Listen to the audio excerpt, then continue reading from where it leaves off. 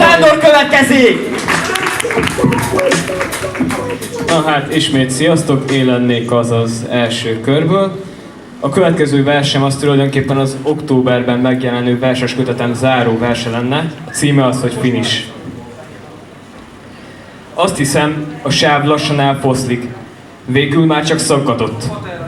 A sebességkorlát táblán át absztrakt, jobbagyféltek és alakzatok. Csak állni egy-egy körvonalnál, s kiszínezni.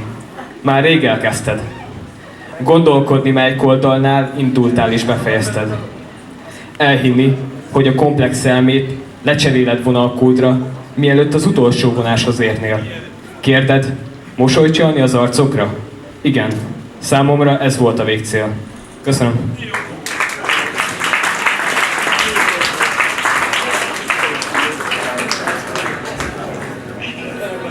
Drága uram, maradjon még itt egy picit.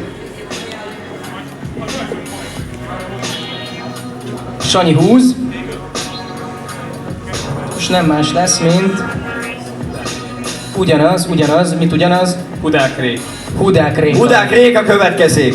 Hudák Réka következik, és azt mondja, hogy nincs nála, pedig én tudtam, hogy őt fogjuk húzni. Addig